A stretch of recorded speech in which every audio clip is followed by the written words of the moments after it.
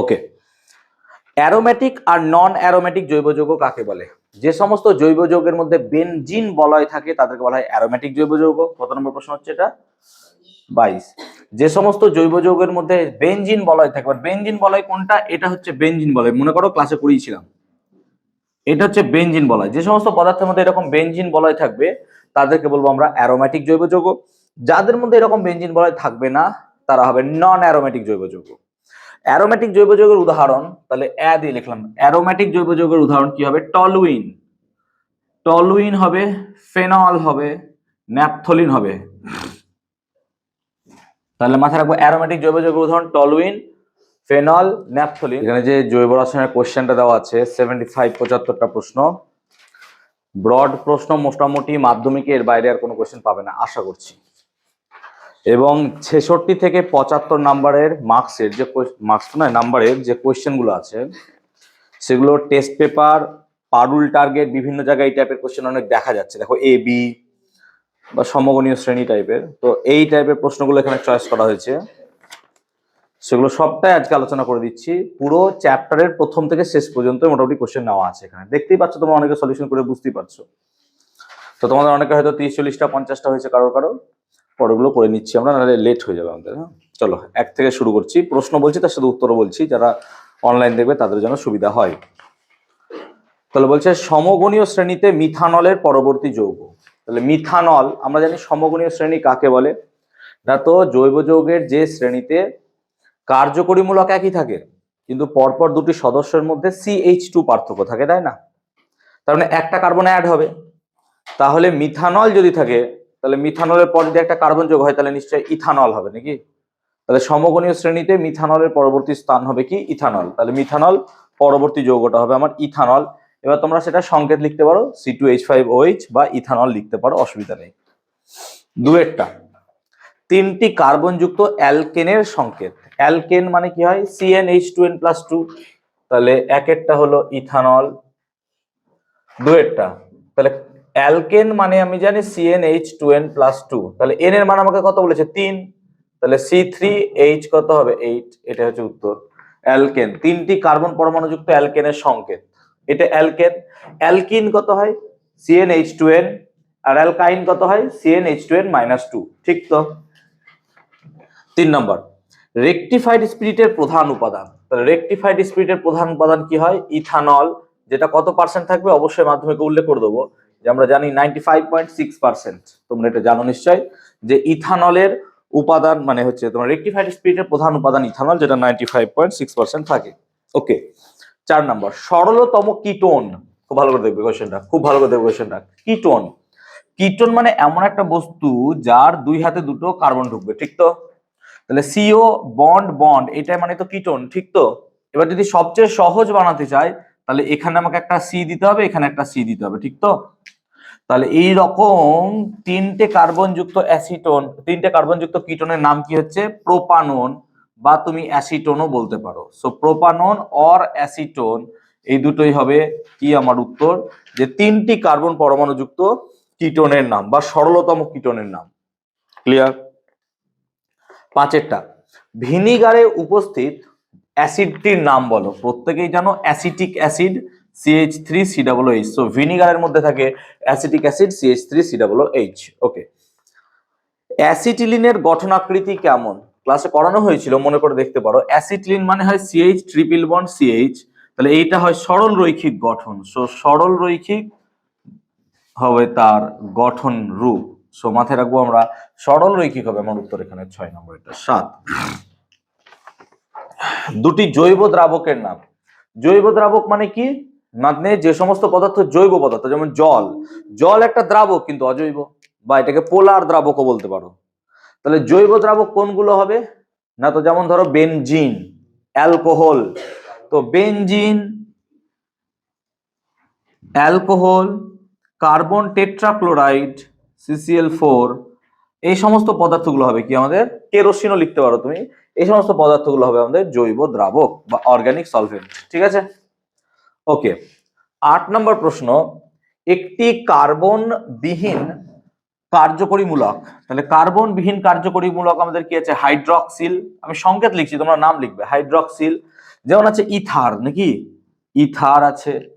যেমন আছে amine, NH2। আমি তিনটে লিখে দিলাম, তোমাদের বই দুটো চেয়েছে প্রশ্নে বা একটা চেয়েছে, তোমরা তাই লিখবে। তাহলে হাইড্রক্সিল, ইথার, অ্যামিন এগুলো সব হবে এমন কার্যকরী মূলক যেগুলোর মধ্যে কোনো কার্বন নাই। দেখো এগুলোতে সি নেই।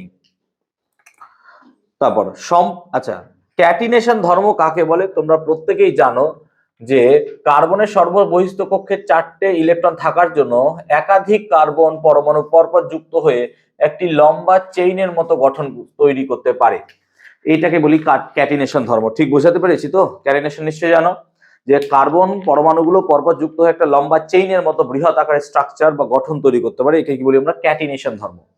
ক্যাটিনেশন ধর্ম কার্বন পরমাণুতেই দেখা যায় এরকম কোনো মানে নেই, আরো একটি পরমাণুর মধ্যে লক্ষ্য করা যায়। বলতে পারবে কে? সম্রাট হালদার বা প্রধান? ক্যাটিনেশন ধর্ম কার্বন ছাড়া আর কার মধ্যে? Sulphur. Very good. Rhombic sulphur যেটা হয় SH, নাকি?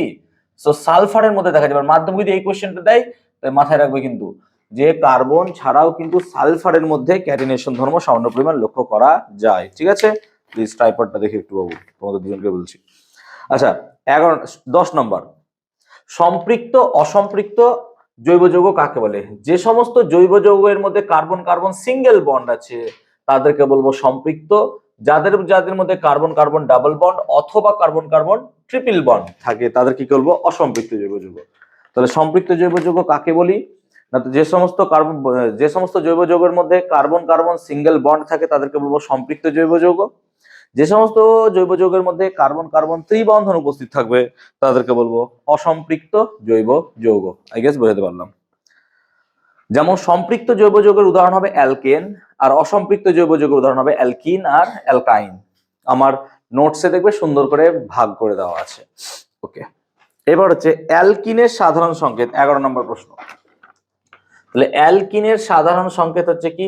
অ্যালকিন মানে হচ্ছে CnH2n, এটা হচ্ছে অ্যালকিন। অ্যালকেন, কেন লিখলাম, হ্যাঁ অ্যালকেন। অ্যালকেনের সাধারণ সংকেত CnH2n+2, নিশ্চয় জানো। আর অ্যালকাইন এর সাধারণ সংকেত হয় কি না, তো CnH2n-2। সো আমরা এগুলো জানি, অ্যালকেন, অ্যালকিন, অ্যালকাইন, এটা মনে রাখতে হবে, বারবার ক্লাসে করানো হয়েছিল, অ্যাজ ইউ ক্যান রিমেম্বার। ওকে, এরপর ইথেনের গঠন সংকেত। তাহলে ইথেনের যদি গঠন সংকেত আমাকে লিখতে দেয় 12 নম্বর কোশ্চেন, তাহলে কি হবে? ইথেন, ইথ মানে কটা কার্বন? দুটো, আর এন আছে মানে কত হবে? C2H6। ইথেন না ইথিন চেয়েছে রে? ইথেন। তাহলে C2H6 এটা হচ্ছে ইথেন। এটাও লিখতে পারো তোমরা, এটাও লিখতে পারো CH3 বন্ড CH3, তাহলেও হবে। ঠিক আছে, দুটোই হয় ইথেনের গঠন সংকেত। ওকে, চলো 12 নম্বর প্রশ্ন। 13 নম্বর, মিথানল। মিথানলের গঠন সংকেত। মিথ মানে কার্বন কটা থাকবে? একটা। তাহলে দেখো ভালো করে বুঝো, কি করে আমি রিয়ালাইজ করছি। দেখো মিথানল, আচ্ছা শেষে কি আছে? ন্যাল, এল, শেষে এল আছে। এল কখন থাকে? যখন CHO থাকে। হ্যাঁ না বলবে। তার মানে আমাকে সামহাও একটা CHO তো ভরতেই হবে তার মধ্যে, ঠিক তো? কারণ এল কখন থাকে? CHO। স্যার কি করে জানেন? বই পড়ে জানতে পারলাম, তার সাথে জানতে পারবো না? তোমরা পড়োনি বলে তোমরা জানো না, তাই না? ফাঁকি মেরেছো। সো এল কখন থাকে? যখন CHO থাকবে। তাহলে একটা বন্ড CHO দিয়েছি। আচ্ছা, এই বন্ড CH এর মধ্যে তো একটা কার্বন আছে, মানে এটা অলরেডি মিথ হয়ে গেছে। ঠিক বলছি তো? এটা অলরেডি মিথ হয়ে গেছে, কারণ একটা কার্বন থাকলে কি হয়? মিথ। তাহলে এখানে আমি শুধুমাত্র একটা H দেবো। আমি কি বুঝতে পারলাম ব্যাপারটা? তাহলে HCHO যেটাকে বলা হয় ফর্মালডিহাইড, নাকি রে? এটা কি বলা হয়? ফর্মালডিহাইড। এটা হচ্ছে মিথানল। সো মিথানলের সংকেত হবে, যারা পারোনি লিখে নিতে পারো, HCH। প্রত্যেক কিন্তু করে নাও যারা যারা পারোনি, পরপর আমি মিটিয়ে দেবো এক্ষুনি সব। 13, 14, কিটোনের কার্যকরী মূলকের সংকেত কি? তাহলে কিটোনের কার্যকরী মূলকের সংকেত হচ্ছে double bond CO, bond CO। এইভাবে কেউ লিখতে পারো, আবার কেউ এইভাবে লিখতে পারো, বন্ড CO বন্ড। তোমার তিনটেই হয়, যার যেমন যায় সেটা লেখো, কোনো ব্যাপার নাই। ঠিক আছে, তাহলে এই হলো কিটোনের কার্যকরী মূলকের সংকেত। ঠিক আছে, ওকে। এরপর ইউপ্যাক নাম, যেগুলো খুব বাচ্চা বাচ্চা নিতান্তই দেওয়া আছে। ঠিক আছে, যেগুলো তোমাদের এর থেকে বহু জটিল করানো আছে, ইউটিউবে ভিডিও দেওয়াও আছে। আচ্ছা, প্রথমে ইউপ্যাক নাম দিয়েছে CH3CH2OH। এটার নাম প্রত্যেকেই জানি আমরা ইথানল। কেউ আবার ইথান 1 লিখবে না, ইথানলের ক্ষেত্রে 1 হয় না, ইথানল হয় সিম্পল। সো মাথায় রাখবো CH3CH2OH, এটা হবে ইথানল। কেন বাবা হয়? তুমি অলকে আর কোথায় রাখতে পারবা বলো 1 ছাড়া? এখানে রাখতে পারবা, নাহলে এখানে রাখতে পারবা, দুটো পজিশনেই তো 1 হবে। সো ইথান 1 অল বা ইথ 1 এগুলো লিখে লাভ কি, ইথানল। প্রোপানের ক্ষেত্রে চেঞ্জ হয়ে যায়, কেন প্রোপানের দুটো অবস্থানে অল থাকে, একটা প্রোপান 1 অল আর একটা প্রোপান 2 অল, সেজন্য আমরা প্রোপান 1 অল আর প্রোপান 2 অল ইউজ করি। আই গেস বুঝতে পেরেছি প্রবলেমটা। ওকে, তারপর দেখো CH3 CH double bond CH2 CH3, এটা দেখো আমি নাম্বার আগে চেন শুরু করব নাম্বারিং দিয়ে। এবার নাম্বারিংটা আমি এদিক দিয়েও শুরু করতে পারি, এদিক দিয়েও শুরু করতে পারি। কোন দিক দিয়ে শুরু করব, ডাবল বন্ড যেখানে কাছে থাকবে, ইয়েস অর নো, বুঝিয়েছিলাম লংগেস্ট চেন প্রথম প্রায়োরিটি, তারপর কি থাকে আমাদের আগে কম নাম্বার দেবো, ঠিক তো, লিস্ট নাম্বার। তাহলে এই দিক দিয়ে গেলে দেখো 1 2 3-এ ডাবল বন্ড 3-এ পাচ্ছ, আর এই দিক দিয়ে গেলে 1 2 2-এ, তাহলে আমি কি লিখবো 1 2 3 4 5, এইভাবে যাবে, ইয়েস অর নো। তাহলে ডাবল বন্ডটা 2-এ পাচ্ছ, আছে কটা বেটা 5, 5 মানে কি হয় পেন্ট, হ্যাঁ না বলবে, পেন্ট ইন কততে আছে 2-এ, তাহলে পেন্ট টু ইন হচ্ছে আমাদের লজিক্যালি এর ইউপ্যাক নোমেনক্লেচার বা নামকরণ। সো পেন্ট টু ইন, পেরেছো, এটা হবে তার নাম। তারপর HCHO মানে কি হয়, এখনই পড়লাম মিথানল নাকি, সেগুলো মনে রাখতে হবে। HCHO মানে হচ্ছে মিথানল, HCHO মানে হচ্ছে মিথানল। ওকে, তারপর দিয়েছে CH3CHO, সো CH3CHO এটার নাম কি হবে, দেখো মিথ, তারপর কি হয়ে যাবে দুটো কার্বন মানে কি হবে eth, so ethanol. So this is all about ethanol. So methanol ethanol পরপর দুটো দেওয়া ছিল। আচ্ছা, তারপরেরটা কি হবে না, তো CH3 CH2O CH2 CH3, so আমি এখানে লিখছি কোন এক জায়গায় যে CH3 CH2O CH2 CH3, তার মানে এটাও ইথ এটাও ইথ, আর ও থাকলে অক্সি হয় নাকি, সেটার নাম কি হবে ইথোক্সি ইথেন, বুঝেছিলাম, অ্যালকক্সি অ্যালকেন, ক্লাস দেখতে পারো। সো এটাই দুটো কার্বন, এটাও দুটো কার্বন, তাই এটার নাম হবে ইথক্সি ইথেন। তো মাথায় রাখবো এর নামটা ইথক্সি ইথেন। ও থাকলে এইভাবে নামকরণ আমরা করি অক্সি দিয়ে, বলো হবে না, ইউপ্যাক বাবা, ইউপ্যাক নয় ওটা, ডাইথাইল ইথার ইউপ্যাক নয়। সো ইথক্সি ইথেন এটাই হবে তোমার নামকরণ, মাথায় রাখবো আমরা। নেক্সট CH3NH2, এটা পাতি একটা বাচ্চা দিয়ে দিয়েছি হঠাৎ করে। CH3NH2 মানে কি মিথ নাকি, আর এটা কি অ্যামিন, তাহলে এটা মিথান প্লাস অ্যামিন, কি হবে এটা মিথান অ্যামিন। দেখো এগুলো সব ক্লাসে করেছিলাম তোমাদের যদি মনে থাকে। So methane amine. Formic acid, formic অ্যাসিডের সংকেত কি হয় HCOOH, তাহলে কার্বন কটা আছে একটা, একটা কার্বন থাকলে মিথান, আর ডাবল OH থাকলে কি হয় ওইক অ্যাসিড, তাহলে মিথানোইক অ্যাসিড। সো এটার নাম হবে মিথানোইক অ্যাসিড। তাহলে এই টাইপের নামকরণ পরীক্ষায় দেয়, সো এগুলো ইম্পর্টেন্ট। আবার প্রোপান 1 অল প্রোপান 2 অল এগুলোও দেয়, সো এগুলো খুব ইম্পর্টেন্ট। তাহলে মোটামুটি আমরা ইউপ্যাক নামকরণ পর্যন্ত 15টা প্রশ্ন দেখলাম। চলো 16 নম্বর প্রশ্ন দেখো। 16 নম্বর প্রশ্ন কি বলছে, বলছে 3টি কার্বন পরমাণুযুক্ত অ্যালকাইনে কটি হাইড্রোজেন পরমাণু থাকে। এখানে লিখেছি অ্যালকাইন, অ্যালকাইন মানে হাইড্রোজেন সংখ্যা কত 2n-2, তাহলে এখানে লিখবে তুমি অ্যালকাইনে হাইড্রোজেন পরমাণুর সংখ্যা কত হয় 2n-2, আর n এর ভ্যালু 3, তাহলে 2 × 3 - 2 মানে কত হবে 4টি। তাহলে এই টাইপের প্রশ্ন এক্সপেক্ট করছি এবছর মাধ্যমিকে, যে 2টি অ্যালকাইন 2টি অ্যালকিন 3টি অ্যালকাইন 3টি অ্যালকিন, এই টাইপের প্রশ্ন, কটা হাইড্রোজেন পরমাণু থাকে, বুঝতে পেরেছি। এই বছর প্রশ্নটা কিন্তু খুব ইম্পর্টেন্ট, ঠিক আছে, বলে দিচ্ছি, চলে এলে তখন না পারলে পরে দেওয়ালে মাথা ঠুকতে হবে, আর কিছু উপায় নাই। আচ্ছা 17 নম্বর সিএনজি এর প্রধান উপাদান, তাহলে 17 নম্বর সিএনজি প্রধান উপাদান কি হবে মিথেন। আমি CH4 লিখলাম, তোমরা কিন্তু মিথেনই উত্তর লিখবে, মহাশয় থয়কা তোমরা মিথেন এভাবে উত্তর লিখতে হবে। 18টা এলপিজির প্রধান উপাদান, এলপিজির প্রধান উপাদান বিউটেন হয়, কিন্তু শুধু বিউটেন লিখবো না, তার সাথে লিখে দেবো কি আমরা আইসোবিউটেন, আর তার সাথে লিখবো প্রোপেন, মিক্সড থাকে, এরকম একটা প্রপোর্শন এগুলোকে মিক্সড রাখা হয়, বিউটেন আইসোবিউটেন প্রোপেন। সো এই 3টি লিখবো, এবং এর সাথে একটা কোশ্চেন দেওয়া আছে, এর সঙ্গে যে দুর্গন্ধযুক্ত পদার্থ মেশানো হয় তার নাম, তোমরা জানো ইথাইল মার্কআপ টার্ন নাকি রে, C2H5SH, ক্লাসে অনেকবার করেছি যে ইথাইল হবে, ইথাইল মার্কআপ টার্ন লেখো, বইয়ে আছে ethyl mercaptan, ethyl mercaptan মিথাইলও হয় বাবা, মার্কআপটা থাকলে হবে, দুটো বন্ধ থাকে, ইথাইল মার্কআপটা বা মিথাইল মার্কআপটা জাতীয় আমরা ইউজ করব, ঠিক আছে। ওকে, তারপর জৈব যৌগ কাকে বলে, নিশ্চয় আর বলার থাকে না, জৈব যৌগ কাকে বলে পারবো আমরা, বই আছে একদম। জৈব ও অজৈব যৌগের পার্থক্য এটাও পারবে, দেখবে আমার নোটসে বোধহয় 10-12টা পয়েন্ট দেওয়া আছে, তোমরা যে কোনো 3টে বা 4টে মনে রাখবে, তাহলে হবে জৈব অজৈব যৌগের পার্থক্য।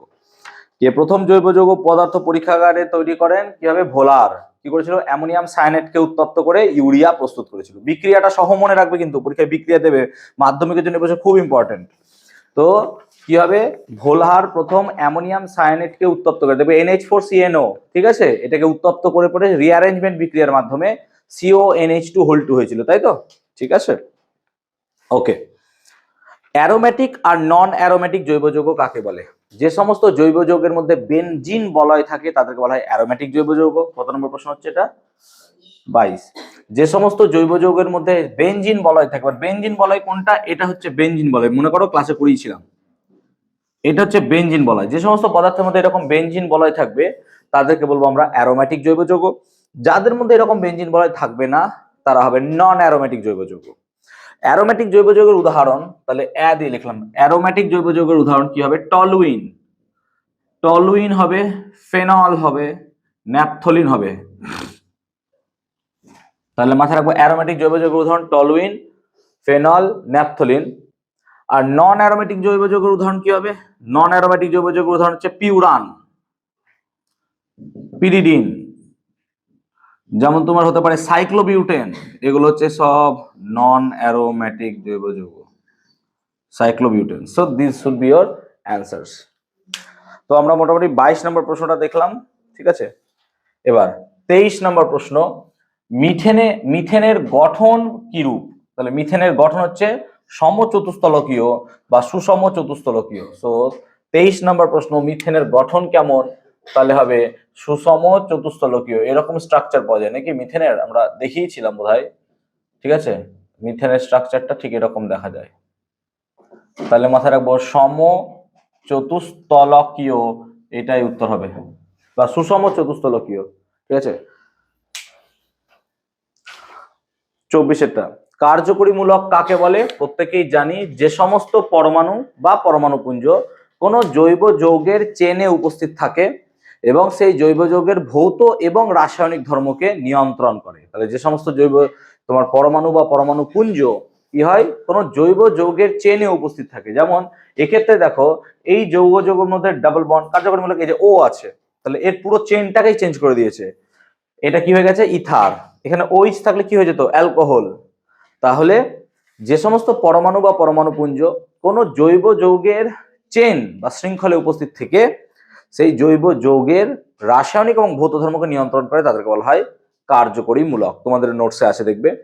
কার্যকরীমূলকের উদাহরণ কি হবে না, তো অনেক আছে, হাইড্রক্সিল আছে, অ্যালকক্সি আছে, তোমার হচ্ছে কার্বক্সিলিক অ্যাসিড আছে, এগুলো সবই হবে।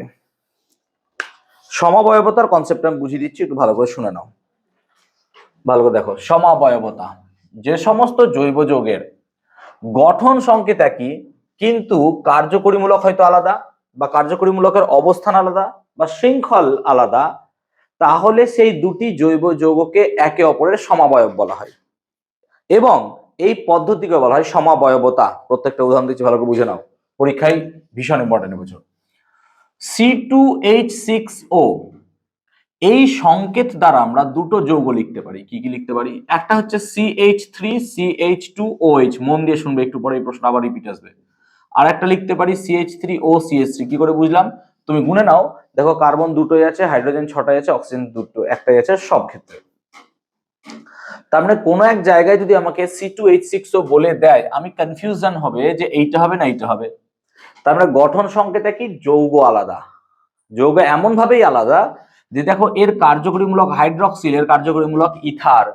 তাহলে এই রকম সমাবয়বকে বলবো বা সমাবয়বতাকে বলবো কার্যকরীমূলক ঘটিত সমাবয়ব বা সমবয়বতা। কেন, এদের কার্যকরীমূলকটা কি হয়ে যাচ্ছে আলাদা। তাহলে যে সমস্ত জৈব যৌগের গঠন সংকেত একই কিন্তু কার্যকরীমূলক আলাদা, দেখো মূলকটাই আলাদা হয়ে যাচ্ছে, বোঝো, তাকে কি বলবো, কার্যকরীমূলক ঘটিত সমাবয়ব। আবার উদাহরণ নাও, যেমন ধরো CH3 CH2 CH2OH আর CH3 তুমি দেখো দুটোর ক্ষেত্রেই কার্বন আছে 3টে, হাইড্রোজেন দেখো 3 2 5 2 7 আর 1 8 আর ও দেখো প্রত্যেকটা ক্ষেত্রে C3H8 আছে। তুমি দেখো দুটোর ক্ষেত্রেই অল হাইড্রক্সিলই আছে কিন্তু পজিশন আলাদা। বারবার শিখেছিলাম এটা হবে কি 1 2 3 আর এটা কত হবে 1 2 3। তাহলে একটার নাম প্রোপান 1 অল, একটার নাম প্রোপান 2 অল। কার্যকরী মূলকের অবস্থান এখানে আলাদা, তাই এটাকে আমরা বলবো অবস্থান ঘটিত সমবয়ব। আমি কি ঠিক বোঝাতে পারলাম ব্যাপারটা? তাহলে অবস্থান ঘটিত সমবয়ব মানে কি, গঠন সংকেত একই, কার্যকরী মূলকও একই, কিন্তু কার্যকরী মূলকের অবস্থানটা আলাদা। একে বলবো কি আমরা কার্যকরী মূলক অবস্থান ঘটিত সমবয়ব। আবার ধরো আমি যদি কোনো এক জায়গায় C4H10 লিখি, তাহলে এখান থেকেও দুটো যৌগ পাওয়া যায়। কি কি না, তো CH3 CH2 CH2 CH3, তাহলে CH3 CH2 CH2 CH3। আর একটা কি লেখা যায় যে CH3 CH CH3 CH3। উভয় ক্ষেত্রে দেখো কার্বন 4টে আর হাইড্রোজেন 10টা আছে, কিন্তু দেখো শৃঙ্খলা আলাদা। একটা লম্বা শৃঙ্খল, এর কোনো পার্শ্ব শাখা নাই, আর এবার পার্শ্ব শাখা আছে। তাহলে এটাকে আমরা বলবো শৃঙ্খল ঘটিত সমবয়ব, অর্থাৎ গঠন সংকেত একই কিন্তু শৃঙ্খল আলাদা। তাহলে 3 রকমের সমবয়বতা পুরো বোঝালাম। দেখো এখানে পরপর 25 26 27 28 এগুলি কোশ্চেন দেওয়া আছে। সব ক্লিয়ার কনসেপ্ট বোঝাতে পেরেছি? চলো বলো। হ্যাঁ, ওটাকে আইসোপ্রোপাইলও বলে, এগুলোকে সব আইসো বলে, এটাকে আইসোবিউটেন বলে। ঠিক আছে, ওকে। 29 সমগণীয় শ্রেণী কাকে বলে? না, তো সমগণীয় শ্রেণী কি, একই কার্যকরী মূলক কিন্তু একটি জৈব যৌগের শ্রেণী যেখানে পরপর দুটি সদস্যের মধ্যে CH2 পার্থক্য থাকে, তাকে বলা হয় কি সমগণীয় শ্রেণী। ক্লিয়ার হয়েছে কনসেপ্টটা? ওকে, মানে কিছু কিছু স্টুডেন্ট এগুলো করাচ্ছি তো, ধরো জৈব যৌগ তো ক্লাসে ভালো মতো পড়িয়েছি তোমাদেরকে, যারা মন দিয়ে ক্লাস করেছো, তারপরে জৈব যৌগের সমস্যা থাকছে। আমি পয়েন্ট আউট করছি, কি হয় একে অপরকে খোঁচাচ্ছ বা মনটা মনে হচ্ছে অন্যদিকে আছে, এরকম করে ভাবছো, এই করছো। আচ্ছা তুমি বলো, এইভাবে যে আমি বোঝাচ্ছি, যে বোঝানোর সময় যদি মনটা এখানে না দাও, বাড়ি গিয়ে দোষটা কার হবে? আমার না তোমার দোষ? দোষ তো আমারই হবে, যে স্যার জৈব যৌগ রসায়ন পড়াতে পারিনি, আমাকে বোঝাতে পারিনি। দোষ তো তোমার। একটা স্যার আর কিভাবে তোমাকে পড়াবে? যদি আজকে 38 দিন পর তোমার মাধ্যমিক পরীক্ষা হয় আর তুমি এখনো সিরিয়াস না হও, মেবি 38 দিনই আছে পরে, হয়তো আমি কম করে বললাম হয়তো, তাও যদি তোমরা সিরিয়াস না হও, আমি আর কি করতে পারি বা একটা স্যারই বা কি করতে পারে? কষ্ট করে কোশ্চেনগুলো আমি বের করলাম এখান থেকে, তোমরা ব্যাপারটাকে সিরিয়াসলি নিচ্ছই না যে ঠিক আছে পেরে যাবো। 30 অ্যালকিল মূলক কাকে বলে? কাকে বলে অ্যালকিল মূলক? যে কোনো অ্যালকেন থেকে যদি এক বা একাধিক হাইড্রোজেন অপসারিত হয়, অ্যালকিল মূলকের ক্ষেত্রে আমরা এটাই বলবো অ্যালকেন থেকে।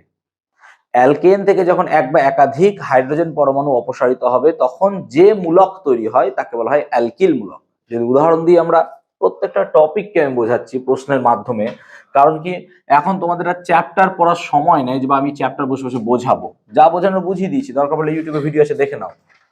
তাহলে ধরো আমার কাছে ছিল CH4, মনে করো তো এটা পড়িয়েছিলাম কিনা, একটা হাইড্রোজেন বেরিয়ে যাচ্ছে, তাহলে কি পড়ে থাকছে বন্ড CH3, ক্লাসে করাইনি এরকম ভাবেই। তাহলে এটাকে কি বলেছি অ্যালকিল মূলক বা অ্যালকাইল মূলক, তাই এটার নাম দিয়েছিলাম কি মিথাইল। হ্যাঁ না বলবে? সেরকমই মনে করো দেখো CH3 CH2 ড্যাশ, এটাকে কি বলেছিলাম ইথাইল মূলক। কেন? কার্বন কটা আছে? দুটো, তাহলে এটা হবে ইথাইল। তাহলে এইভাবে মিথাইল ইথাইল প্রোপাইল যত রকমের গ্রুপ হয় এগুলো সব অ্যালকাইল গ্রুপের শ্রেণীতে মধ্যে পড়ে যাবে। আমি কি বুঝতে পারলাম ব্যাপারটা? Alkyl group. চলো কত নম্বর প্রশ্ন ছিল এটা? মোটামুটি 30।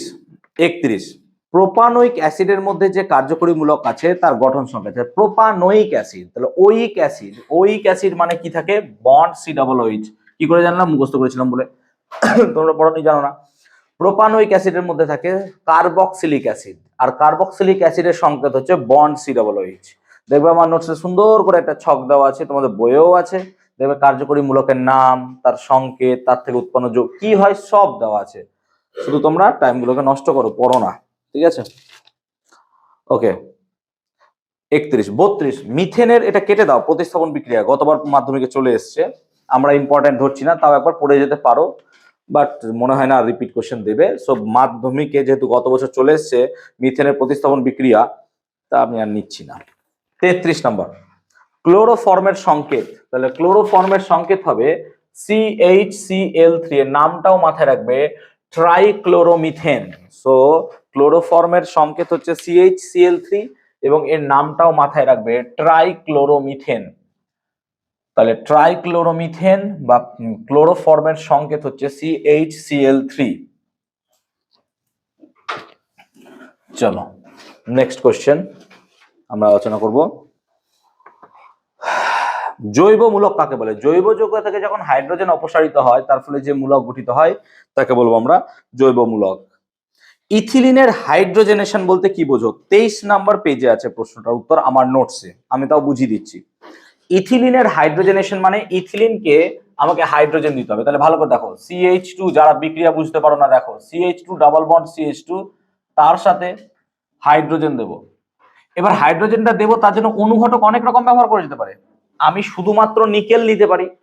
এবার যদি শুধুমাত্র নিকেল নাও তাহলে তোমাকে টেম্পারেচার কত দিতে হবে বাবা? 300 ডিগ্রি। এবার শুধু নিকেল না নিয়ে তুমি যদি র্যানি নিকেল নাও আর টেম্পারেচার লাগবে না, ব্যাপারটা বুঝতে পেরেছি?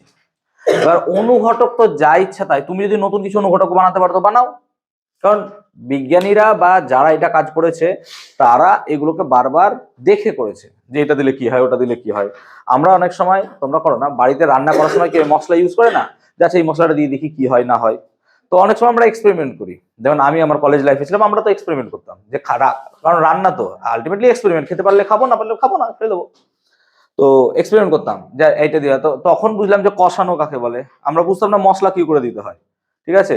তো আগে পরে বুঝলাম যে একটু পেঁয়াজ দিয়ে বা একটু রসুন দিয়ে তারপর কি হয়, একটু মশলা দিয়ে মশলাটাকে আগে ফ্রাই করে তারপর আলু দিতে হয়। আমরা কি করতাম, আলু টালু দিয়ে মশলা ঢেলে দিতাম, তো কাঁচা কাঁচা মশলার একটা গন্ধ থাকতো, ন্যাচারালটা যেত না। পরে জানতে পারলাম যে আচ্ছা এইভাবে করা যায়। সো এইটাও এই জিনিসই, বাই মিনস অফ বারবার এক্সপেরিমেন্ট তুমি এই জিনিসটা পারবে করতে। তো তুমি যদি ভবিষ্যতে কোনোদিন পারো তুমিও করতে পারো, কোনো ব্যাপার নাই। তো আমি নিকেল 300 দিতে পারি, বা র্যানি নিকেল দিতে পারি, বা প্ল্যাটিনাম প্যালাডিয়ামও দেওয়া যায়, দেখবো আমার নোটসে সব বলা আছে। এবার কি হয়, যখনই আমি এরকম দেব এই বন্ডটা খুলে যায়, ক্লাসে এইভাবেই বুঝিয়েছিলাম, মনে করে দেখো, এই বন্ডটা খুলে গেলে এখানে একটা বন্ড, এখানে একটা বন্ড পাওয়া যাবে। আর হাইড্রোজেনের মধ্যেও কি আছে, H বন্ড H, তাহলে একটা হাইড্রোজেন এখানে ঢুকবে, একটা হাইড্রোজেন এখানে ঢুকবে। তাহলে যদি তাই হয় তাহলে একটা হাইড্রোজেন এখানে ঢুকলে CH3 হবে, তাহলে আমি CH3 লিখলাম।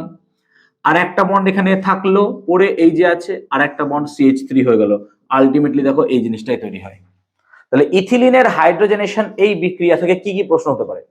প্রমাণ করো ইথিলিন একটি অসম্পৃক্ত হাইড্রোকার্বন, এটাই তার উত্তর। ইথিলিনের সাথে হাইড্রোজেনের জুট বিক্রিয়ার উদাহরণ দাও, এটি উত্তর। ইথিলিনের হাইড্রোজেনেশন বলতে কি বোঝো, এটি উত্তর। তাহলে এগুলো সব একটা প্রশ্নেরই উত্তর, বুঝতে পারলাম? তাহলে যদি একটু পরে কোশ্চেন দেখবো, ইথিলিনের অসম্পৃক্ততা প্রমাণ, এটাই হচ্ছে তার প্রমাণ, যে যে সমস্ত জৈব যৌগের মধ্যে জুট বিক্রিয়া ঘটানো যাবে সেই জুট বিক্রিয়া ঘটানো মানেই কি হবে, সেটা ইথিলিনের হাইড্রোজেনেশন। তোমাদের নোটসে 23 নম্বর পেজে আছে, দেখো বিক্রিয়াটা হয়তো লেখা নাই বা জানি না আমি আছে কিনা, 23 নম্বর পেজে একদম দেখো ইথিলিনের জুট বিক্রিয়া বলে টপিক আছে। বিক্রিয়াটা হয়তো লেখা নাই, ক্লাসে বলে দিয়েছিলাম যে বিক্রিয়াটা তোমরা লেখো, আমার নোটসে বিক্রিয়া নাই দেওয়া, তোমরা লিখেছো কিনা আমি জানি না, সেটা অন্য ব্যাপার। তাহলে বিক্রিয়াটা লিখে নাও ইথিলিনের হাইড্রোজেনেশন বা ইত্যাদি দ্বারা। আচ্ছা, ইথিলিনের পলিমারাইজেশন বলতে কি বোঝো? 27 নম্বর পেজের 1 নম্বর প্রশ্ন আছে দেখো আমাদের নোটসে। ইথিলিনের পলিমারাইজেশন কি বলে না, তো ইথিলিনকে যদি 1500 ATM চাপে এবং সার্টেন টেম্পারেচার দেওয়া হয় তাহলে পরপর ইথিলিন গুলো যুক্ত হয়ে একটা বৃহৎ আকারের চেন তৈরি করে, যাকে কি বলি, পলি ইথিলিন। তাহলে এটা আমাদের নোটসে 27 নম্বর পেজের 1 নম্বর কোশ্চেন আছে, ইথিলিনের পলিমারাইজেশন। আচ্ছা, অ্যাসিটিলিনের সঙ্গে ব্রোমিনের জুট বিক্রিয়ার উদাহরণ দাও। দেখো অ্যাসিটিলিনের সাথে ব্রোমিনের বিক্রিয়াটা আমাদের আছে পেজ নাম্বার 25-এ, একদম উপরের দিকে আছে দেখো। অ্যাসিটিলিন মানে কি হয়, CH ট্রিপল বন্ড CH, এর সাথে যদি আমি ব্রোমিন 2 অণু বিক্রিয়া করাই তাহলে আমার তৈরি হয় কি না, তো কার্বন টেট্রাক্লোরাইড দিতে পারো, তাহলে তো হবে তোমার CH Br Br single bond CH Br Br, এর নাম কি হবে? এই কি হবে, তোমরা তিনজন বলো একজন, এটার নাম কি হবে?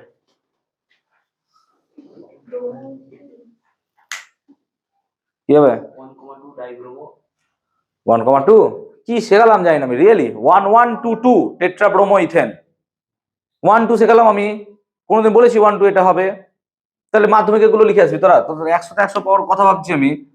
1122 টেট্রা ব্রোমো ইথেন, কবার ব্রোমিন আছে? 4 বার, 4টে কথা লিখতে হবে। আর কবার আছে? 4 বার বলে টেট্রা, 3 থাকলে ট্রাই লিখতাম, 2 থাকলে কি লিখতাম? ডাই লিখতাম, 5 বার থাকলে পেন্টা নাকি?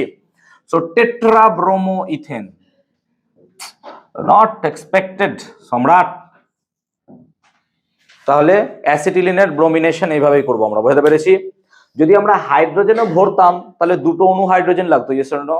কারণ কি, ডাবল বন্ড আছে মানে দুটো ব্রোমিন লাগবে, ঠিক তো? সিঙ্গেল ডবল বন্ড থাকলে কি লাগতো? একটা। আর সিঙ্গেল বন্ড থাকলে এই বিক্রিয়া হতোই না, ইয়েস অর নো? কারণ সম্পৃক্ত জৈব যৌগ সবসময় প্রতিস্থাপন বিক্রিয়া অংশগ্রহণ করে, যেমন মিথেনের প্রতিস্থাপন বিক্রিয়া, বোঝাতে পেরেছি?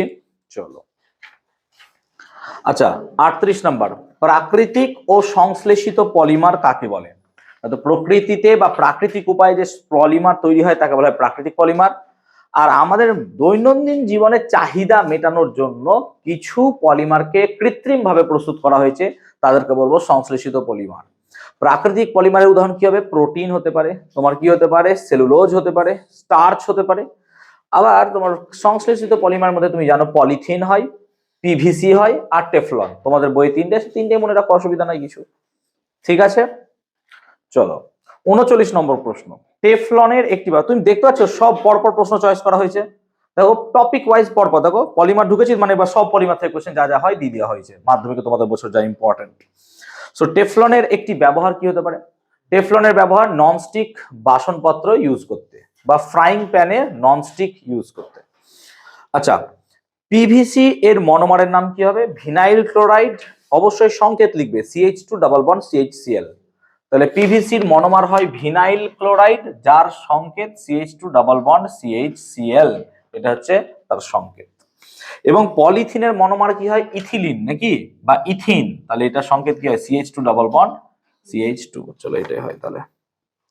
আচ্ছা এদের ব্যবহার চেয়েছে, পিভিসির ব্যবহার কি হবে না, তো পাইপ তৈরি করতে, বটল তৈরি করতে কাজে লাগে, ইথিলিন ক্যারি ব্যাগ, প্লাস্টিক ইত্যাদি তৈরি করতে কাজে লাগে। 41 টেফলনের মনোমারের নাম, তা নিয়ে বলো তো কি হবে?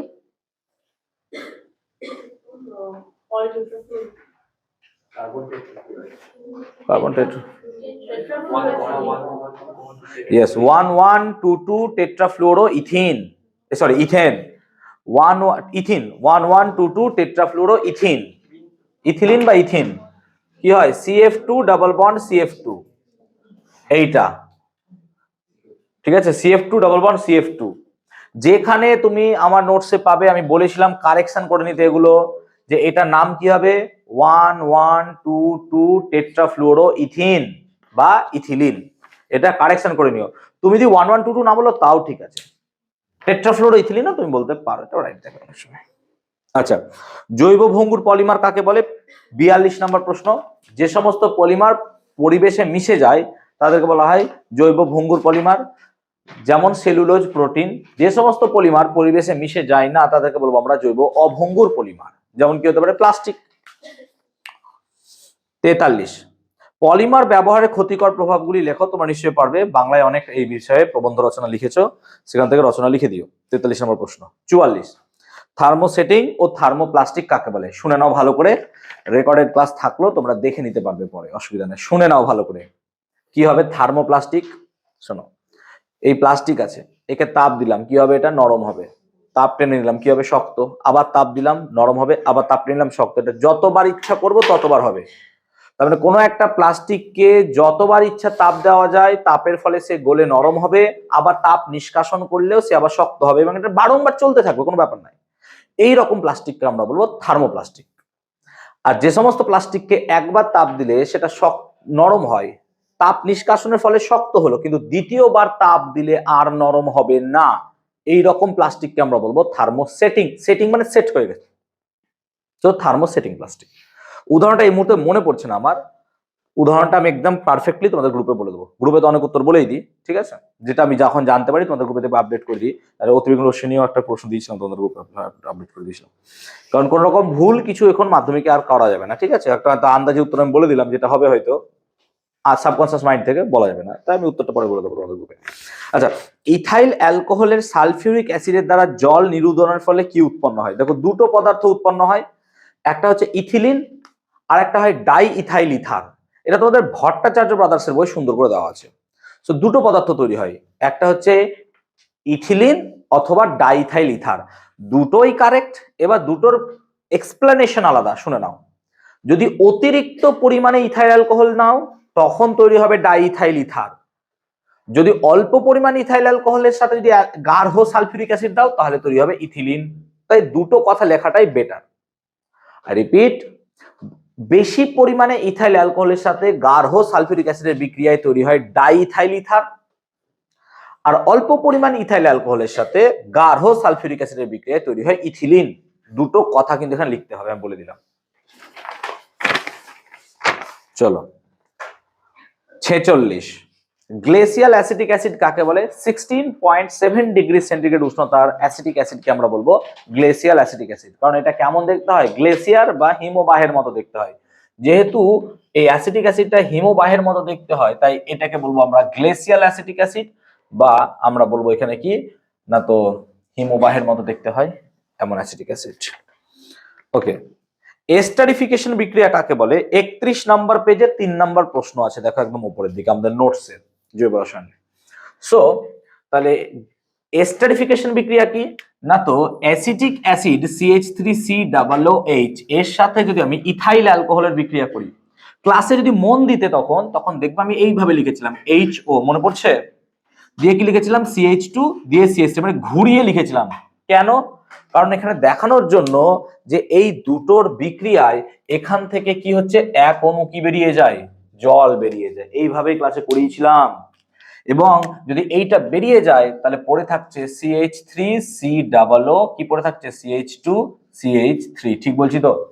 এটাই পড়ে থাকছে। তাহলে এই জাতীয় পদার্থকে কি বলি আমরা? এস্টার জাতীয় পদার্থ, ঠিক আছে? এবং এটার নাম কি হবে? Ethyl acetate. হ্যাঁ না না বলবে। সো এটার নাম কি বললো? Ethyl acetate.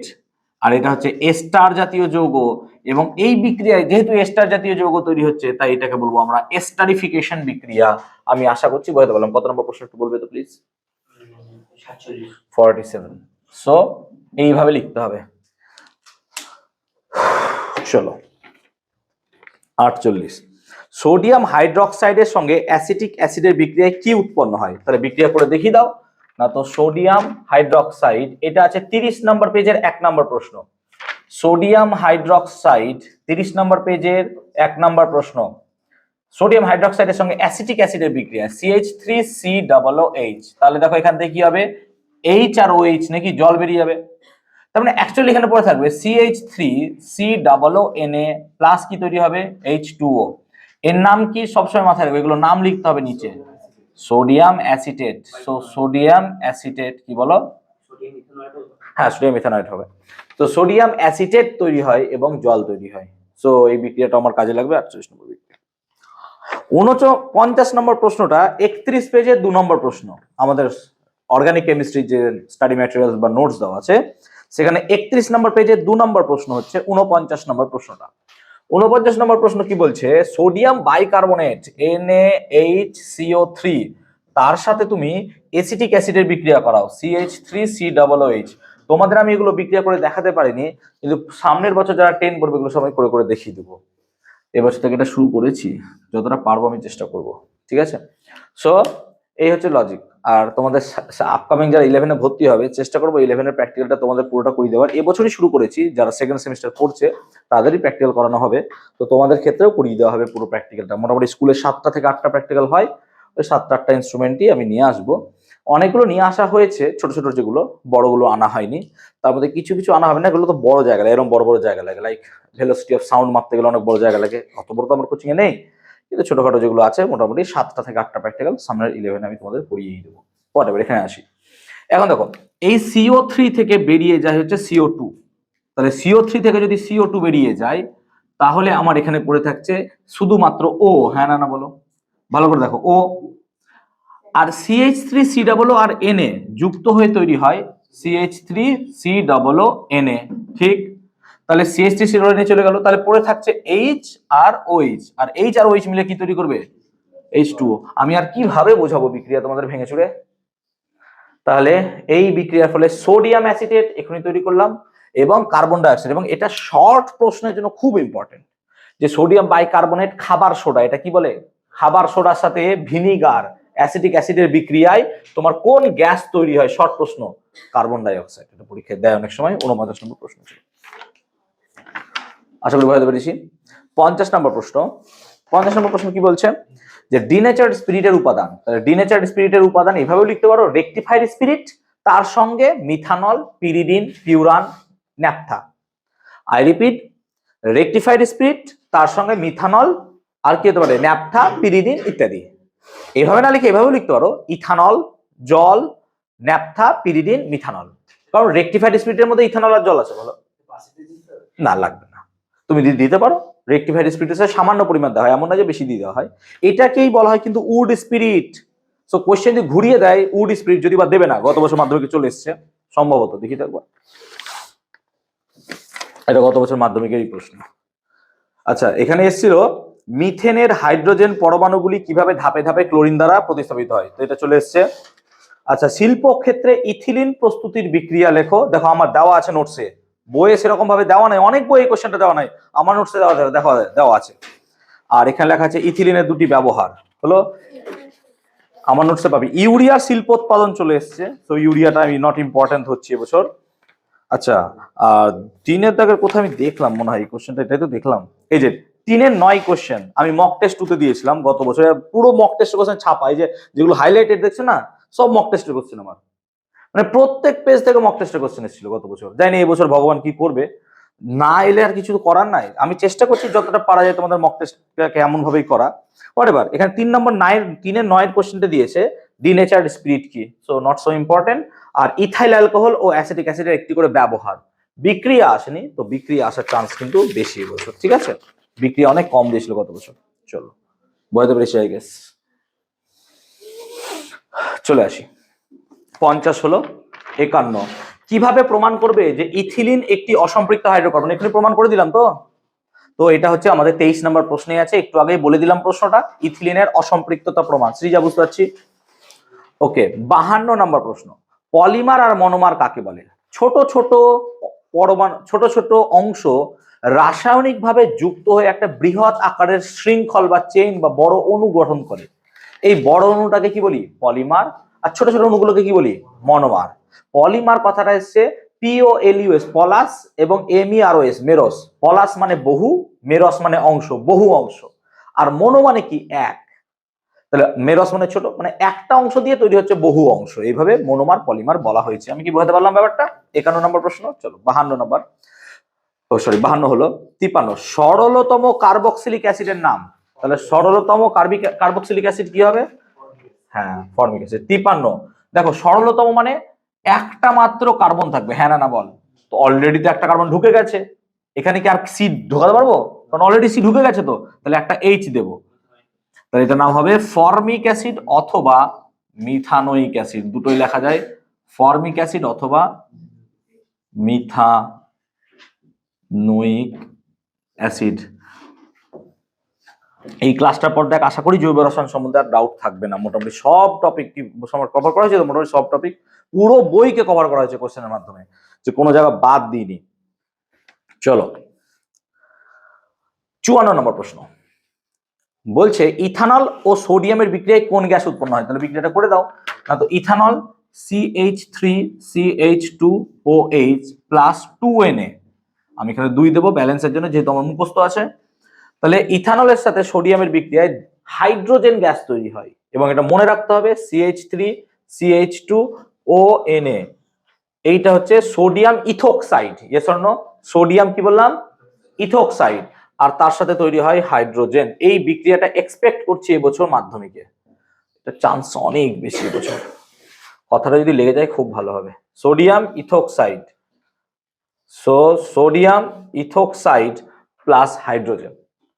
সো 54 নম্বর প্রশ্নটা ভীষণ ইম্পর্টেন্ট, যে 2CH3CH2OH প্লাস 2Na, এই বিক্রিয়াটা খুব ইম্পর্টেন্ট এই বছরের জন্য। আমি অনেক পেজে এই কোশ্চেনটা দেখছি, দেখবে সোডিয়ামের সাথে ইথানলের বিক্রিয়া। ওকে, ইথানল ও সোডিয়ামের বিক্রিয়া বললাম। 55 নম্বর, অ্যাসিটিলিনের অসম্পৃক্ততা কিভাবে প্রমাণ করবে? সেম ব্রোমিনের সাথে যে বিক্রিয়াটা করেছিলাম, অ্যাসিটিলিনের সাথে কার বিক্রিয়া? ব্রোমিনের।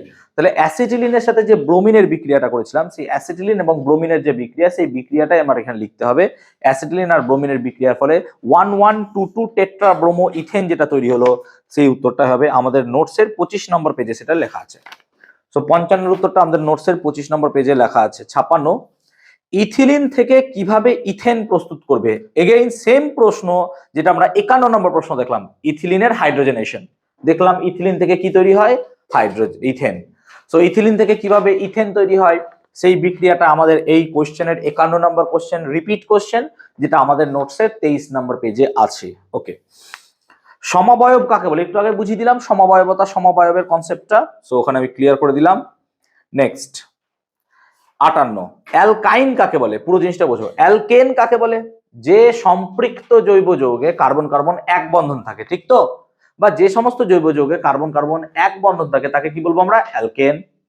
যে সমস্ত জৈব যৌগে কার্বন কার্বন দ্বিবন্ধন থাকে তাকে কি বলি? অ্যালকিন। আর যে সমস্ত জৈব যৌগে কার্বন কার্বন ত্রিবন্ধন থাকে তাকে কি বলা হয়? অ্যালকাইন। সো অ্যালকেন, অ্যালকিন, অ্যালকাইন এগুলোই হবে। উদাহরণ দিতে চাইলে তুমি পারবে মিথেন, ইথেন, এগুলো হবে অ্যালকেন। ইথিন, মিথিন হয় না কিন্তু, ইথিন, ইথাইন, ইথিন হবে কি? অ্যালকিন, ইথাইন কি হবে? অ্যালকাইন। 59 কোশ্চেন, হাইড্রোকার্বন কাকে বলে? যে সমস্ত জৈব যৌগ কেবলমাত্র হাইড্রোজেন আর কার্বন দিয়ে তৈরি তাকে হাইড্রোকার্বন বলবে। তুমি কখনো এটাকে হাইড্রোকার্বন বলতে পারবে না, কেন? কি ঢুকে গেছে? অক্সিজেন। তো যে সমস্ত জায়গায় হাইড্রোজেন আর কার্বন থাকবে সেটাই শুধু হবে হাইড্রোকার্বন, এগুলো হাইড্রোকার্বন নয়। চলো, C2H6O 60 নম্বর, আণবিক সংকেত বিশিষ্ট দুটি যৌগ, একটু আগে লিখেছিলাম নাকি? C2H6O মনে করে দেখো। তাহলে C2H6O দিয়ে যে দুটো যৌগ পাওয়া যায় একটু আগে লিখেছিলাম, কি কি ছিল? ইথাইল অ্যালকোহল আর ডাইমিথাইল ইথার বা মিথক্সিমিথেন, ঠিক তো? তাহলে দুটো যৌগের নাম কি লিখবো? ইথাইল অ্যালকোহল বা ইথানল আর মিথক্সিমিথেন বা ডাইমিথাইল ইথার। ওকে। 61, বায়োপল কাকে বলে? পিএইচবি পলিহাইড্রক্সি বিউটারেট বা যে সমস্ত কৃত্রিম ভাবে তৈরি তোমার হচ্ছে পলিমার, জৈব ভঙ্গুর মানে বায়োডিগ্রেডেবল পলিমারকে ছোট করে কি বলবো? বায়োপল। সো জৈব ভঙ্গুর পলিমার গুলোকে কি বলা হয়? Biodegradable polymer. তার একটা সবচেয়ে ভালো উদাহরণ হচ্ছে পিএইচবি পলিহাইড্রক্সি বিউটারেট। এটা হচ্ছে ভট্টাচার্য ব্রাদার্সের প্রশ্নে আছে উত্তরটা।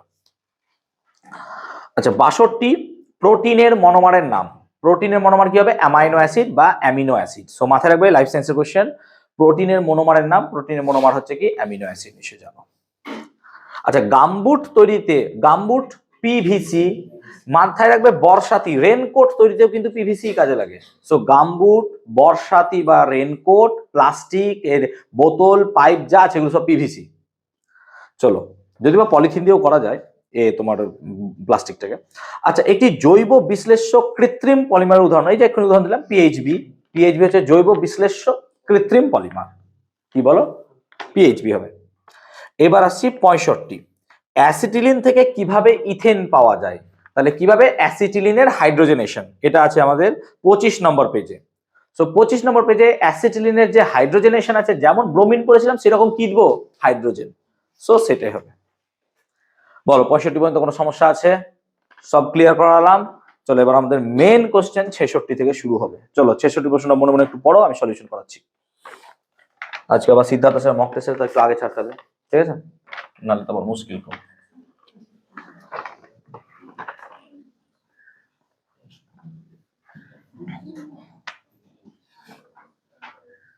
আজকে পরীক্ষা শেষ তো স্যারের? আজকে লাস্ট না? আজকে পরীক্ষা? ভৌত বিজ্ঞান কেমন পরীক্ষা দিলি স্যারের প্রশ্ন? ভৌত বিজ্ঞান প্রশ্ন তো ভালো এসেছে রে, কমন টমন এসেছে অনেক দেখলাম। ওখানে একটা প্রবলেম দেখলাম আমি, যা দিয়েছিস তুই দিয়েছিস, ওখানে একটা প্রবলেম ছিল, ওই একটা লেন্সকে জলে ডোবাচ্ছে, সেটা পেরেছিস? কি করে? আন্দাজে? আন্দাজে কি ফর্মুলাটা? অ্যাকচুয়ালি একটা লেন্সকে যদি জলে ডোবায় তাহলে তার ফর্মুলাটা এরকম হয়, 1/ফোকাস equal to a mu b minus 1 into 1/r1 minus 1/r2। এইটাকে বলা হয় লেন্স মেকার ফর্মুলা, ক্লাস 12 এ আছে। না না শোন, একটা কোশ্চেন দিয়েছে, অসুবিধা নাই। এবার এই ফর্মুলা অনুযায়ী দেখ, মিউ এর সাথে ফোকাসের রিলেটেড আছে, ঠিক আছে? এই ফর্মুলা দিয়ে আমাকে অঙ্কটা করতে হয়। বুঝতে পারলাম। সো আন্দাজে দিয়েছি, এখন পড়ে দেখিনি আমি উত্তরটা, তো এটা অন্য একদিন ক্লাসে বুঝিয়ে দিব, ঠিক আছে। এইটা একটা দেখলাম যেটা আমি মোটামুটি মনে হয় 12 এর প্রশ্ন, আদারওয়াইজ নয়। তবে কোশ্চেনটা ভালো, কিন্তু আমাদের দিলে লেন্স দেবে, আমাদের কি দেবে বলতো, দর্পণ দেবে। কারণ অবতল দর্পণ দিলে তার ফোকাস দৈর্ঘ্যের কোনো রকম পরিবর্তন হয় না, আর এটা আমাদের নেই সিলেবাসে লেন্স মেকার ফর্মুলা। ক্লিয়ার হয়েছে? ওকে, বলে দিলাম, কারণ তোরা পরীক্ষা দিয়েছিস হয়তো ওই কোশ্চেনটা ভাববি যে কোথা থেকে দিয়েছে। সো এটা হচ্ছে তার উত্তর। চলো ছাড়ো। হ্যাঁ, না না, R1 R2 হচ্ছে কি, ওই লেন্সের বক্রতা ব্যাসার্ধ। এটা একটা লেন্স যদি হয়, তাহলে এইখান থেকে এর দূরত্বটাকে বলবো R1, আর এখান থেকে এর দূরত্বটাকে বলবো R2।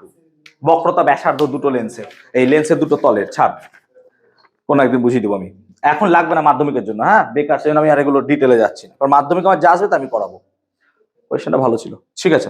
66, এ ও বি দুটি করে কার্বন পরমাণু যুক্ত দুটি অসম্পৃক্ত হাইড্রোকার্বন। ভালো করে বোঝো, তাহলে এ আর বি দুটোতে কটা করে কার্বন আছে? দুটো করে, আর দুটোই অসম্পৃক্ত।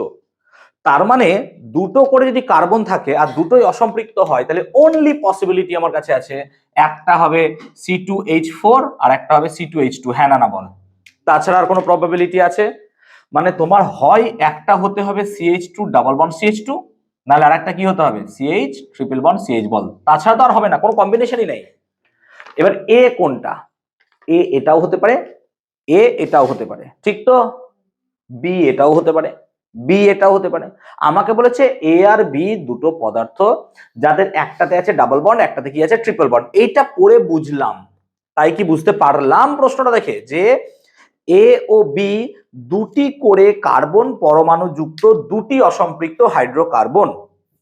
ব্রোমিনের সঙ্গে বিক্রিয়ায় এ তে অণু প্রতি 1 অণু ব্রোমিন ও বি তে অণু প্রতি 2 অণু ব্রোমিন যুক্ত হয়। এ ও বি এর গঠন সংকেত লেখো। তার মানে লজিক বলছে এ এর সাথে 1 অণু ব্রোমিন যুক্ত হয়ে তোমার তৈরি হবে, আর পারবে না যুক্ত হতে। আর বি এর সাথে 2 অণু ব্রোমিন, একটু আগেই বোঝালাম যে যেখানে ট্রিপল বন্ড থাকে সেখানে 2 অণু যুক্ত হয়, ইয়েস অর নো? আর যেখানে ডাবল বন্ড থাকে সেখানে 1 অণু যুক্ত হয়। এটা এখনই বুঝলাম, কি বন্ধ হয়ে গেছে?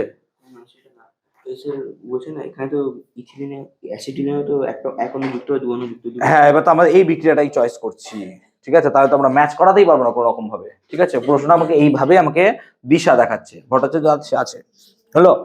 তাহলে এটা যুক্ত হয়, তাহলে অবশ্যই এ হবে ইথিলিন আর বি হবে কি অ্যাসিটিলিন। আমাকে অ্যাপ্রোচটা এইভাবেই যেতে হচ্ছে প্রশ্ন অনুযায়ী, ঠিক আছে। ও একটা প্রশ্ন বলেছে যে হ্যাঁ অ্যাসিটিলিনেও কিন্তু 1 অণু ব্রোমিন যুক্ত হয়, হয় না? লিন্ডলার অনুঘটক দিলেই হবে, একটা অণু হাইড্রোজেন যুক্ত হয় না, লিন্ডলার অনুঘটক কিন্তু হয় নাকি?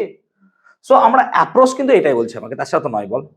দেখ, ডাবল বন্ড আর ট্রিপল বন্ড আছে, ভালো করে বোঝ। আর ডাবল বন্ডের মধ্যে একটা অণু আর ট্রিপল বন্ডের মধ্যে দুটো অণু যুক্ত হতে পারে, কোনোদিনও এমন হবে না ডাবল বন্ডের মধ্যে দুটো অণু যুক্ত হচ্ছে, হবে? তাহলে একটা ডাবল বন্ড একটা ট্রিপল বন্ডই আছে, তাছাড়া কোনো প্রবাবিলিটি আছে? তোমার সেট আছে কিছু যখন ম্যাথে করবে, আর কোনো সেট নেই বেঁচে আমার কাছে, তখন আমি ধরতাম যে ওই সেটটাকে, কিন্তু এই সেটে তো আর নেই। সো আমার কাছে কোনো প্রবাবিলিটি নেই যে অন্য কিছু হতে পারে, বুঝতে পারলাম? তাহলে এই ভাষাটা লিখতে হবে, আমি বলে দিচ্ছি, যেহেতু টাইম নেই আজকে, স্যার পরীক্ষা আছে বলে আমি ছেড়ে দিব আগে। তাহলে কি লিখবো? এতে শুনে নাও, পরে এটা হয়তো রেকর্ডেড ক্লাসে দেখে নিতে পারবে। এতে অণু প্রতি 1 অণু ব্রোমিন যুক্ত হয়, তার মানে এতে একটি দ্বিবন্ধন আছে, ইয়েস অর নো? এবং বিতে অণু প্রতি 2টি ব্রোমিন যুক্ত হয় বলে বিতে ত্রিবন্ধন আছে, ঠিক তো? অর্থাৎ এ যৌগটি হবে ইথিলিন, হ্যাঁ না বল, আর বি যৌগটি হবে অ্যাসিটিলিন। বল বোঝাতে পারলাম কিনা? তার মানে এই জিনিসটা হবে আমার ইথিলিন আর এই জিনিসটা হবে আমার অ্যাসিটিলিন। তাহলে এ বি পেয়ে গেলাম। কিচ্ছু ভাবতে হলো প্রশ্নে, কিন্তু প্রশ্ন দেখে ভয় পেয়ে যাচ্ছি আমরা যে কি দিয়েছে, কিন্তু কিছুই নয়। কোশ্চেন যদি রিয়ালাইজ করো আর যদি তুমি বইটা পড়ে বা আমার নোটসটা পড়ে থাকো, তাহলে ইজি হয়ে যাবে। এবার বলছে যে বি এর সঙ্গে ব্রোমিনের বিক্রিয়া। আচ্ছা, অ্যাসিটিলিনের সাথে ব্রোমিনের বিক্রিয়া আমি কি একটু আগে দেখালাম না? অ্যাসিটিলিনের সাথে ব্রোমিনের বিক্রিয়া, তো সেই বিক্রিয়াটাই করে দেবো, আর লিখছি না বাবা, সময় নষ্ট হবে বলে। পারবো তো? এবার পারবো তো? অ্যাসিটিলিনের সাথে ব্রোমিনের বিক্রিয়া একটু আগে করালাম না 2Br2 দিয়ে। চলো 67, কোশ্চেনটার উত্তর কি বুঝতে পেরেছি? ঠিক আছে। 67, আমি এই কোশ্চেন কেন করাচ্ছি বারবার বলছি, এই কোশ্চেন গুলো কিন্তু এবছর ইম্পর্টেন্ট। চলো 67 নম্বর প্রশ্ন, C3H6O, ভালো করে বুঝবে এই কোশ্চেন, ভালো করে বুঝবে। আমাকে বলছে C3H6O এই রকম গঠনযুক্ত দুটি জৈব যৌগের নাম আর সংকেত লেখো। ভারী সমস্যা। আমরা একটু আগে C2H6 করলাম, ঠিক বলছি কিনা? এবার কি করে জানবো স্যার? আগে মাথা খাটাও। আচ্ছা ও কটা আছে? একটা। আচ্ছা ও একটা আছে এরকম কার্যকরী মূলকের নাম লেখো। আচ্ছা আগে ভাবো, বন্ড OH এ আছে, হ্যাঁ না বলো? বন্ড CHO তে আছে, আর কি আছে? বন্ড ও বন্ডে আছে, ঠিক। আর একটা আছে, কি বলতো? Bond CO bond. এছাড়া আর কোনো প্রবাবিলিটি নেই আমার কাছে। এই চারটের মধ্যে দুটো এখানে বসবে, ইয়েস অর নো। তার সাথে প্রবাবিলিটি নাই। ভালো করে বোঝো কোশ্চেনটার সলিউশন। তাহলে আমি আগে OH দিয়ে ট্রাই করে দেখি, না মিললে তো কোনো ব্যাপারই নাই, ঠিক আছে। আমাকে হাইড্রোজেন 6টা আনতে হবে, OH দিয়ে মেলাও। CH3 CH2 CH2 OH। আচ্ছা হবে না, 3 2 5, ও তো আর হলোই না, তাহলে এটা বাদ, OH হবে না। ভাবো জিনিসটাকে, ভাবো। OH তো হলো না স্যার, চলো CHO দিয়ে ভাবো। CHO দিয়ে ভাবলে আমাকে একটা CHO তো বসাতেই হবে, হ্যাঁ না বলো? আর বাকি কটা কার্বন দিতে হবে? 3 আছে, তাহলে দুটো। তাহলে দুটো দিতে গেলে CH3 আর কি দিতে হবে? আচ্ছা কার্বন কটা? 3টে। হাইড্রোজেন দেখো ইজিলি 6টা, আর অক্সিজেন দেখো একটা যৌগ পেয়ে গেল। বলো কি ভাবলাম আমি, কি জাদু লাগালাম? হলো এটা না হয়নি? হয়ে গেল তো। তাহলে এটা বাদ গেল, আর একটা বাদ যাবে, ও অথবা CO। আচ্ছা ও দিয়ে দেখো, তাহলে CH3 ও CH2 CH3, 2 আর 3 5 আর 3 8, বাদ হবে না, ঠিক বলছি তো? তাহলে এটাও বাদ গেল। আমি ইচ্ছা করে ভুল করছি, আমি তো জানি কোনটা হবে, তোমাদেরকে শেখানোর জন্য। বাদ এটা, আর এটা হবে CO। আমি বা অন্য কি হলো, কি হতো, এটার এটা করে দিতাম নাকি, তাই তোমার বেরিয়ে গেল। আচ্ছা CHও কেটে দিলাম, OH কাটবো, তাহলে এই দুটো করে দিতে পারতাম। CO, তাহলে CO হলে মাঝে CO কে ভরতে হবে, হ্যাঁ না বলো? তাহলে বাঁ দিকে একটা CH3, ডান দিকে একটা CH3, দেখো বেরিয়ে গেল। চলো উত্তর, তাই তো হবে C3H6O। তাহলে একটার নাম হবে প্রোপান্যাল, হ্যাঁ না বল? আর একটা নাম কি হবে? প্রোপানন। প্রোপান্যাল প্রোপানন, চলো বেরিয়ে গেল। 67 স্টার দেবে কিন্তু এবছর মাধ্যমিকের জন্য, 67 বছর স্টার দেবে কিন্তু মাধ্যমিকের জন্য।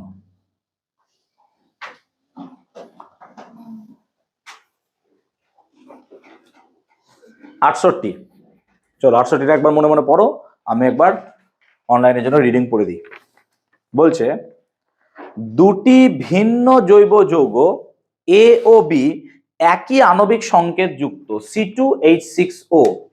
তার মানে C2H6O দ্বারা দুটো জৈব যৌগ আছে, একটার নাম A, একটার নাম B। এবার কোনটা A কোনটা B আমি জানি না।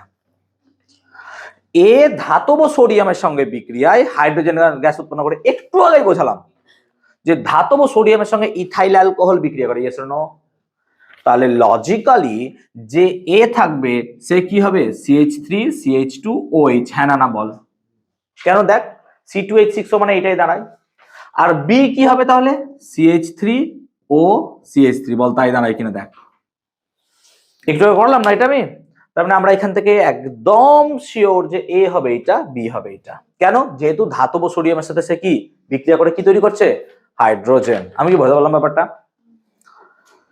এবার বলছে B বিক্রিয়া করে না, তাহলে A হচ্ছে এটা আর B হচ্ছে এটা, এটা বুঝে গেলাম তো? A ও B যৌগ দুটির গঠন সংকেত লেখো, লিখলাম গঠন সংকেত। আর A এর সাথে ধাতব সোডিয়ামের বিক্রিয়ার রাসায়নিক সমীকরণ দাও। A এর সাথে ধাতব, একটু আগে করলাম ধাতব সোডিয়ামের বিক্রিয়া, মনে করে দেখো। এমন ভাবে তাকাচ্ছে যে মনে হচ্ছে কিচ্ছু জানে না।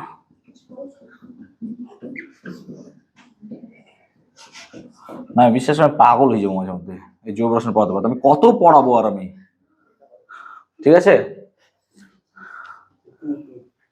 হ্যাঁ 2 ক্লিয়ার হয়েছে? আমিও ভুলে যাচ্ছি জৈব রসায়ন অনেস্টলি। যে চলো 69 69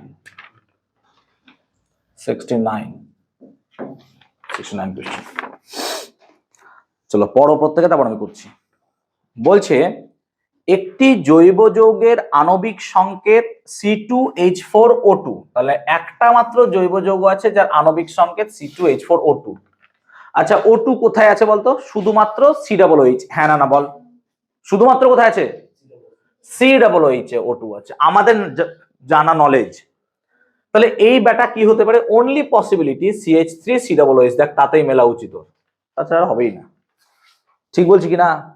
কি করে বুঝলাম যে ও দুটো আছে, এখানে তো ও দুটো আছে, তাছাড়া তার নাই? হ্যাঁ না বলবে। বলছে এ ব্যাটা জলে দ্রাব্য, ইয়েস অ্যাসিটিক অ্যাসিড তো জলে দ্রাব্য। আর যৌগটির জলীয় দ্রবণে NaHCO3 যোগ করলে কার্বন ডাই অক্সাইড নির্গত হয়। একটু আগে বিক্রিয়া করলাম যে অ্যাসিটিক অ্যাসিডের সাথে সোডিয়াম বাইকার্বনেটের বিক্রিয়ায় কার্বন ডাই অক্সাইড নির্গত হয়, তাহলে যৌগটা অবশ্যই কি হবে? Acetic acid. আমি কি বলতে পারলাম ব্যাপারটা? কেন? এই দুটো ঘটনা আমাকে বলে দিচ্ছে।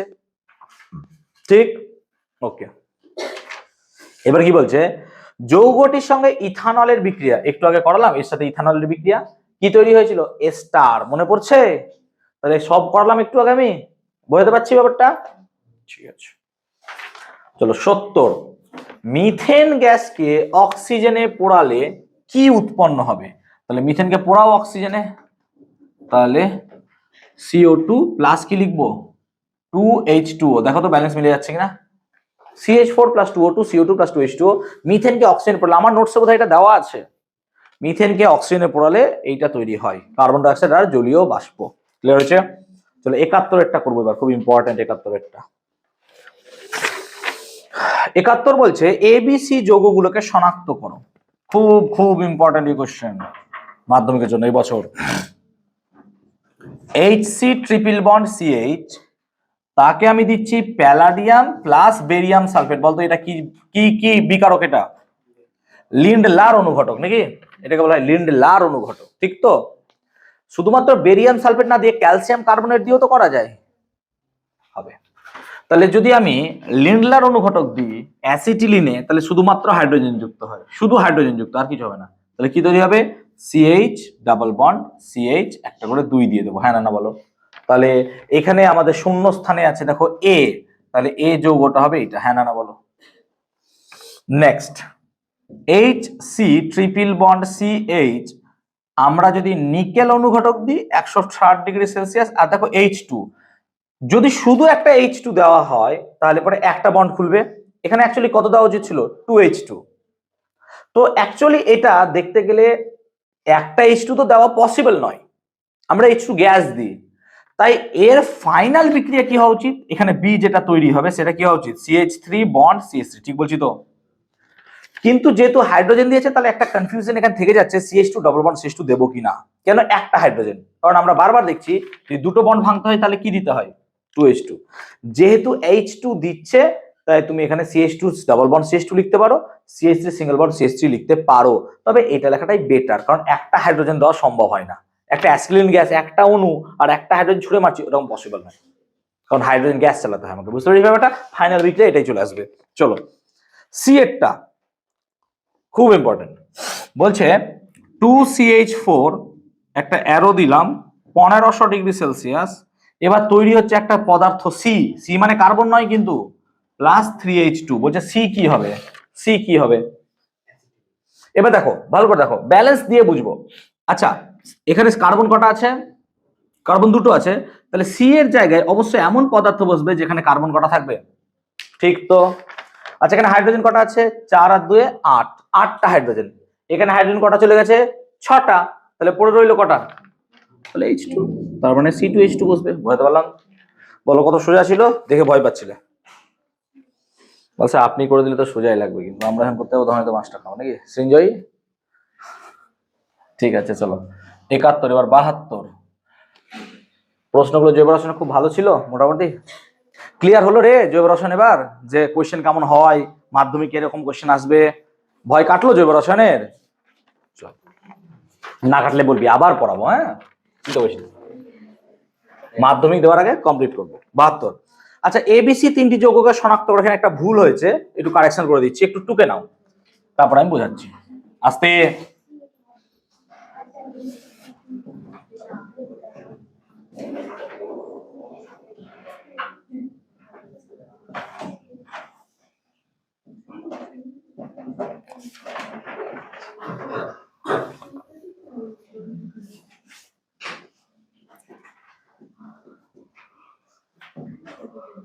অ্যাকচুয়ালি এইরকম ঘটবে, অ্যারোটা একটু ভুল দেওয়া আছে, বুঝতে পারলাম? এ থেকে দুটো বেরোবে এরকম অ্যারো, আমাদের দেখো এ এর পর বি, বি এর পর সি দেওয়া আছে, এইটাই এরর করা হয়েছে।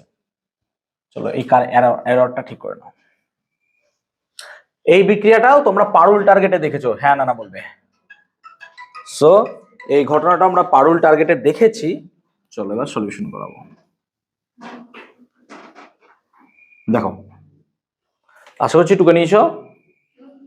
এবার দেখো একটু আগে বোঝালাম ইথাইল অ্যালকোহলকে যদি অল্প পরিমাণে নেওয়া হয়, বেশি পরিমাণ নিলে এখানে 2 দিতাম, ঠিক আছে, বেশি পরিমাণ নিলে এখানে 2 দিতাম। অল্প পরিমাণ ইথাইল অ্যালকোহলের সাথে গাঢ় সালফিউরিক অ্যাসিডের বিক্রিয়া কি তৈরি হয়? ইথিলিন, হ্যাঁ না না বলো। তাহলে অবভিয়াসলি এর জায়গায় আমরা লিখবো ইথিলিন। তাহলে অবভিয়াসলি এ এর জায়গায় আমরা লিখবো ethylene, CH2 double bond CH2, বলো বুঝতে পারলে কিনা। তার মানে এখানে যে এ আছে এ, সেটা লিখবো ইথিলিন। এবার ইথিলিনের সাথে ব্রোমিনের বিক্রিয়া কি তৈরি হয়? না তো sir CH2Br single bond CH2Br, বুঝতে পারলাম ব্যাপারটা? তাই তো হয়, একটা হাত খুলে যাবে এবং সেখানে কি ঢুকে যাবে? ব্রোমিন।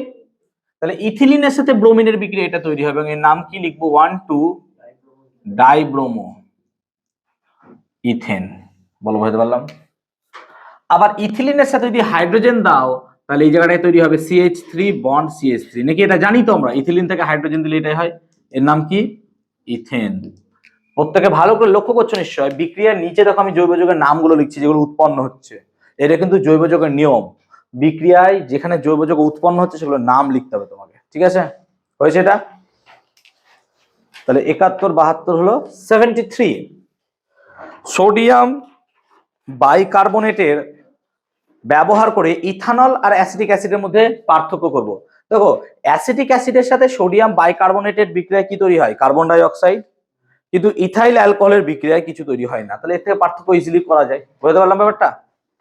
আর 74 অ্যাসিটিলিন গ্যাসকে পৃথক পৃথক একবার র্যানি-নিকেল আর একবার লিন্ডলার অনুঘটক দিলা। তাহলে ভাবো অ্যাসিটিলিন আছে, একে একবার দিলাম আমি র্যানি-নিকেল দিয়ে হাইড্রোজেন, আর একবার দিলাম লিন্ডলার অনুঘটক আর তার সাথে দিলাম হাইড্রোজেন। এবার অ্যাসিটিলিনে লিন্ডলার দিলে পরে তৈরি হয় ইথিলিন, নাকি রে? এটাই মনে রাখা উচিত, থাকা উচিত। আর অ্যাসিটিলিনে যদি র্যানি-নিকেল দাও তাহলে তোমার তৈরি হয়ে যাবে ইথেন। তাহলে এটা হবে ইথেন, এটা হবে ইথিন, এইভাবে আমরা লিখব। তাহলে এটা হচ্ছে 74 নম্বর প্রশ্নের উত্তর, যে অ্যাসিটিলিনকে একবার র্যানি-নিকেল একবার লিন্ডলার দিলে কি কি হবে বিক্রিয়া সহ দেখাও। আমরা এইভাবে লিখতে পারি, বা দুটো পরপর বিক্রিয়া করে দেখাবে, পরপর দুটো বিক্রিয়া করে দেখাবো। আমি তো শর্টে বুঝিয়ে দিলাম, ঠিক আছে? ওকে 75 লাস্ট কোশ্চেন আজকে। বলছে একটি জৈব যৌগের আণবিক সংকেত C2H4। তাহলে একটা জৈব যৌগের আণবিক সংকেত কত? C2H4। অবভিয়াসলি বুঝতে পারছি আমরা ইথিলিন হবে এটা। এবার একে কার্বন টেট্রাক্লোরাইডে দ্রবীভূত ব্রোমিন বর্ণকে, ব্রোমিনের দ্রবণ বর্ণহীন করে দেয় উৎপন্ন, এখানে প্রশ্নটা ভুল আছে, উৎপন্ন জৈব যৌগের শনাক্ত করা হবে। শুধু জৈব যৌগটিকে নয়, তাহলে উৎপন্ন জৈব যৌগ। তাহলে বলো CH2 ডাবল বন্ড CH2 মানেই তো ইথিলিন, এর সাথে আমি ব্রোমিন বিক্রিয়া করাবো কার মতো দিয়ে? Carbon tetrachloride. তাহলে কি তৈরি হয়? CH2Br single bond CH2Br। তাহলে উৎপন্ন যৌগটা হবে 1,2-ডাইব্রোমো ইথেন, এই যে এই বিক্রিয়াটা 1,2-ডাইব্রোমো ইথেন। সো এই বিক্রিয়াটা আমার তৈরি হবে।